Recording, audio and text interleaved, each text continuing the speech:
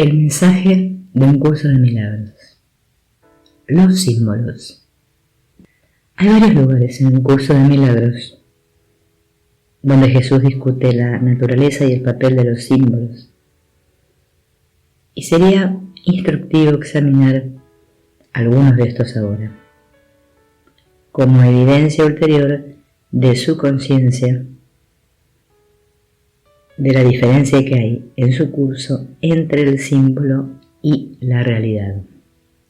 Comenzaremos con la pregunta que aparece en el manual para el maestro, que trata específicamente de la función de las palabras o símbolos. Esto nos provee el planteamiento más claro en el curso, en parte considerado ya, sobre la diferencia entre palabras y significado, forma y contenido. Estrictamente hablando, las palabras no juegan ningún papel en el proceso de curación. El factor motivante es la oración o petición. Recibes lo que pides. Pero esto se refiere a la oración del corazón, no a las palabras que usas al orar. A veces las palabras y la oración se contradicen entre sí. Otras veces coinciden. Eso no importa. Dios no entiende de palabras, pues fueron hechas por mentes separadas para mantenerlas en la ilusión de la separación. Las palabras pueden ser útiles, especialmente para el principiante, ya que lo ayudan a concentrarse y a facilitar la exclusión, o al menos el control de los pensamientos foráneos. No olvidemos, obstante, que las palabras no son más que símbolos de símbolos. Por lo tanto, están doblemente alejadas de la realidad. En cuanto a símbolos, las palabras tienen connotaciones muy específicas, aun en el caso de las que parecen ser más abstractas. La imagen que evocan en la mente tiende a ser muy concreta. A menos que una palabra suscite en la mente una imagen concreta en relación con dicha palabra, esta tendrá muy poco o ningún significado práctico y por lo tanto no supondrá ninguna ayuda en el proceso de curación. El curso habla de que Dios llora por sus hijos separados. Esto implica claramente, si se toma en forma literal, que Dios tiene un cuerpo que contiene ductos lacrimales, sin mencionar el hecho de que Él debe tener pensamientos que hacen de la separación algo real y poderosa. Pero, dada esta enseñanza de que las palabras no son sino símbolos de símbolos, podemos entender el pasaje acerca de las lágrimas de esta manera. Lágrimas es la palabra, el primer símbolo, que contiene la imagen o el cuadro, el segundo símbolo, de Dios llorando, y esto representa la realidad de que Dios nos ama. Puesto que el amor de Dios es abstracto y no dualista, más allá de la capacidad de la mente para comprender, Jesús se vale del símbolo que refleja este amor. En lugar de que creamos en el Dios del cuento de hadas del ego, quien es colérico y vengativo, Jesús prefiere que en su lugar creamos en el Dios de su cuento de hadas corregido, quien en verdad nos ama, independientemente de lo que creamos haberle hecho a Él. Y esto se presenta en una forma con la cual podamos relacionarnos y que podamos entender.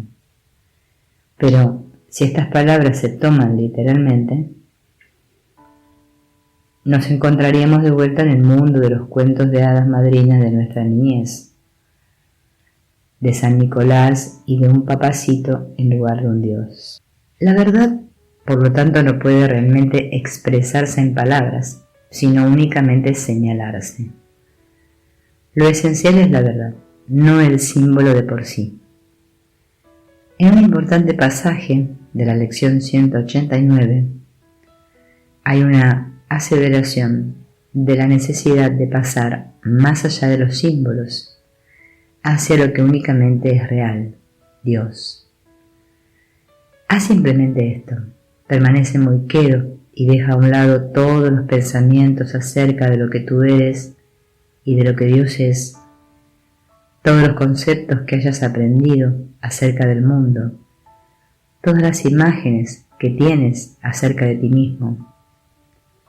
Vacía tu mente de todo lo que ella piensa que es verdadero o falso, bueno o malo, de todo pensamiento que considere digno, así como de todas las ideas de las que se siente avergonzada. No conserves nada, no traigas contigo ni un solo pensamiento que el pasado te haya enseñado, ni ninguna creencia, que sea cual sea su procedencia, hayas aprendido con anterioridad. Olvídate de este mundo, olvídate de este curso, y con las manos completamente vacías, ven a tu Dios. Otro ejemplo específico, donde Jesús clarifica la aparente inconsistencia de sus palabras, es en la lección 194. Pongo el futuro en manos de Dios. Aquí no nos está enseñando que debemos literalmente poner nuestro futuro en manos de Dios, sino más bien el contenido latente de que debemos abandonar la demente pero perversa noción del ego, de que nuestra culpa exige castigo a manos de una deidad vengativa. Y por lo tanto podemos confiar en su amor y con seguridad poner nuestro futuro en sus manos. No se nos está enseñando que debemos renunciar alegremente a nuestras responsabilidades personales, porque el mundo sea una ilusión, pero sí nos está enseñando que el sistema de pensamiento de pecado, culpa y miedo del ego es irreal. Por lo tanto, Dios no es el padre vengativo del cuento de hadas del ego, sino el creador amoroso del cuento de hadas corregido, de todas las imágenes distorsionadas del ego. También en el capítulo 8 dice: no tengo que hacer nada, o la mente que ha sanado no planifica, como la lección 135. Estas aseveraciones se interpretan a menudo como que significan que no es necesario hacer nada en el mundo, pero lo que estos pasajes quieren decir es que no se debe hacer nada o planificar por cuenta propia, o sea, con el ego, sino que se debe acudir siempre al Espíritu Santo o a Jesús en busca de ayuda. Así que estas no son llamadas para volverle la espalda al mundo, sino para atraer las percepciones que se tienen del mundo a la verdad interna del Espíritu Santo. De esta manera las respuestas de uno estarán llenas con su perdón y su amor, más bien que con el especialismo repleto de odio del ego, del cual cubrimos a veces con un velo de negación, con la apariencia de que es santidad, espiritualidad adelantada o amor. Por ejemplo, no se les dice a unos niñitos, por ejemplo, perturbados por haber hecho algo malo y por eso haber huido de casa, que no tienen que tener miedo porque papito ni siquiera sabe que ellos existen, sino que además les dice que ellos solo creen que se han portado mal y han huido. Por eso es importante distinguir entre el símbolo, contenido manifiesto, y su significado, contenido latente. Las palabras dualistas del curso son los símbolos o signos que apuntan hacia su fuente de verdad no dualista, y los estudiantes del curso siempre deben prestar atención a la clara advertencia de que no las confundan. De lo contrario, el significado de sus enseñanzas inevitablemente será distorsionado y se perderá. Si los estudiantes del curso no tienen la capacidad para ir más allá de los hechos o símbolos, pueden fácilmente equivocarse en su manera de entender lo que en verdad se está diciendo, y así el significado más profundo del curso permanecerá oculto para ellos, debido a su propio miedo. Un curso de milagros es para aquellos relativamente pocos que estarían dispuestos a hacerse a un lado y dejar que Él les muestre el camino. Al permitir que la sabiduría de Jesús en el curso los dirija a través del oscuro túnel del ego hacia la luz que les espera al final del viaje. Como corrección al cuento del ego, de pecado, culpa y miedo, al castigo, el perdón no puede ser real, puesto que corrige lo que nunca ocurrió, sino que más bien es un símbolo de lo único que es real, el amor de Dios. Esta corrección no se opone a la realidad, pues refleja la verdad no dualista y libre de oposición. El perdón pues deshace la voz del ego suavemente, lo cual le permite al Hijo oír la única voz en este mundo dualista y simbólico, que puede conducirlo más allá del mismo hacia la verdad del amor de Dios. El perdón, por supuesto, es el medio mediante el cual se despierta del sueño del terror del ego, y es un medio sobre el cual el curso recalca que es ilusorio, como se muestra en los siguientes pasajes. Las ilusiones forjan más ilusiones, excepto una, pues el perdón es la ilusión que constituye la respuesta a todas las demás ilusiones.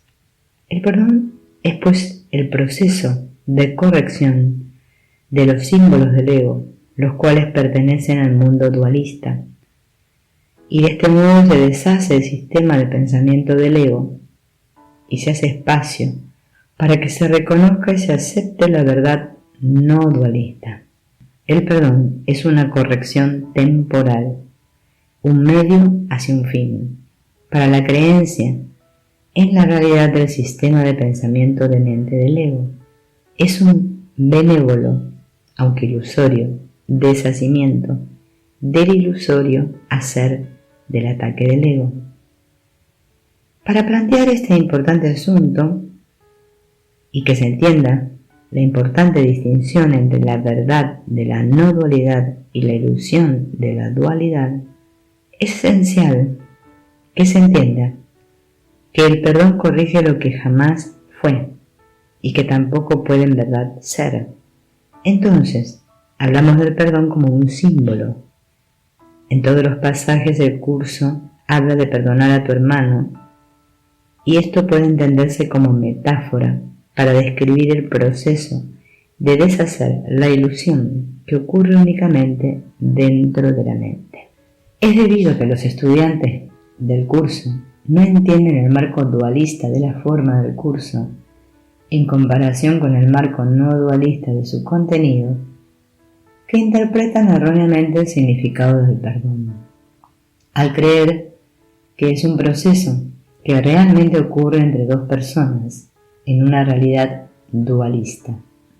Las enseñanzas del curso se distorsionan seriamente, por no decir nada de su aplicación errónea en la práctica. Si los estudiantes no reconocen que el perdón solo puede ocurrir dentro de la mente del estudiante, aunque se experimenta dentro del sistema de creencias y del sueño perceptual que dice que fuera de nosotros hay alguien que perdonar, no estarán aplicando correctamente el perdón. Lo mismo aplica a la relación santa, la cual solo puede existir en la mente del perceptor de la relación. Las relaciones no son santas en la forma, sino en el propósito únicamente.